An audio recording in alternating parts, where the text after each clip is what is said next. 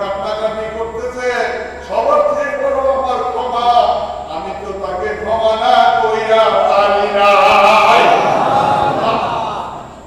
আমি তাকে ক্ষমা করে দিতে হবে, শুধু ক্ষমা করার সাথে সে বড়টা কেমন আল্লাহুম্মা সাল্লি আলা সাইয়্যিদিনা মাওলানা মুহাম্মদ ওয়া আলা আলি সাইয়্যিদিনা মাওলানা মুহাম্মদ আল্লাহুম্মা সাল্লি আলা সাইয়্যিদিনা মাওলানা মুহাম্মদ ওয়া আলা আলি সাইয়্যিদিনা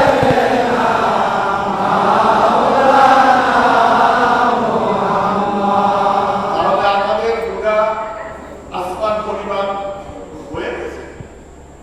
কি আমরা তোমরা চিন্তা করো, কত অন্যায় করতেছি আমরা প্রতি পদে পদে। নিজের গুনাহ নিজে বুঝি না, নিজের দুর্গন্ধ নিজে বুঝি না।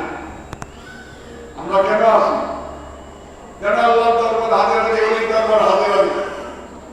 নিজের সেই গুনাহ আমরা তো কাপড় যেমন সাবান দিয়ে ধুইলে কি হয়, পরিষ্কার হয়ে যায় না? পানি সাবান দিয়ে ধুইলে আমরা সেইভাবে ধোয়া জন্য এই দরবারে আল্লাহ ওলিদের দরবারে হাজির হাজির সুবহানাল্লাহ। কিন্তু আমাদের সেই অন্তরে সেই দৃঢ় বিশ্বাস নিষ্ঠ থাকতে হবে, আল্লাহর কাছে ক্ষমার অভাব নাই, আসেনি? শুধুমাত্র আমাদের চাওয়া থাকতে হবে, আমাদের অন্তর বিগলিত থাকতে হবে। আল্লাহর ওলির দরবারে আসার পরে আল্লাহ তাআলা তার প্রতি রহমতের দৃষ্টি তাকান। সুবহানাল্লাহ। কিতাবে আছে, আমি এই কথাটা পদেই বলি, ওলিয়া মুকাররাবিন, কতগুলো ওলিয়া আল্লাহর স্তর আছে।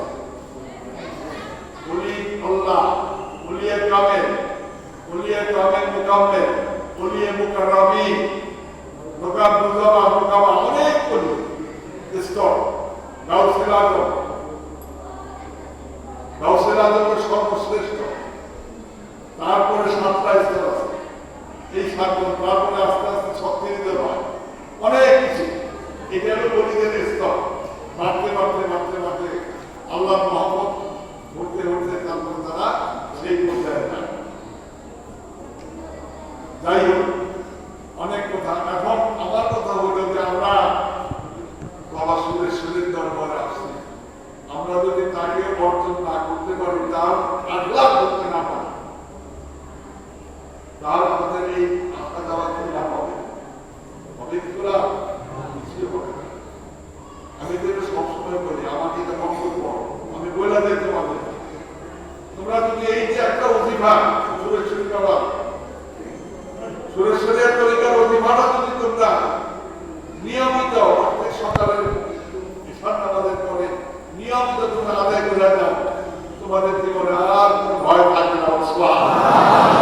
কিভাবে অন্তরে মহব্বত দিয়ে মুর্শিদের মধ্যে থানা হয়, কিভাবে বলবো? আমি সেই কিতাবে লিখেছি, এটা কিন্তু আল্লাহ সুরেশ্বরের তরিকার কিতাবও আমার রচনা করছি, সেটা দেখবো, যেটা ওই ইসের মধ্যে আমি তখন বলে দিচ্ছি যে কি বলে, ঢাকা ইউনিভার্সিটির বহু বড় বড় তাসওয়াফের প্রফেসর ছিলেন সেখানে।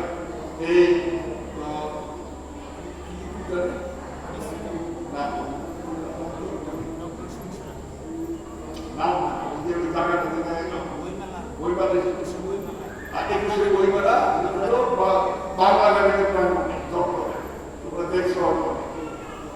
সেখানে তারা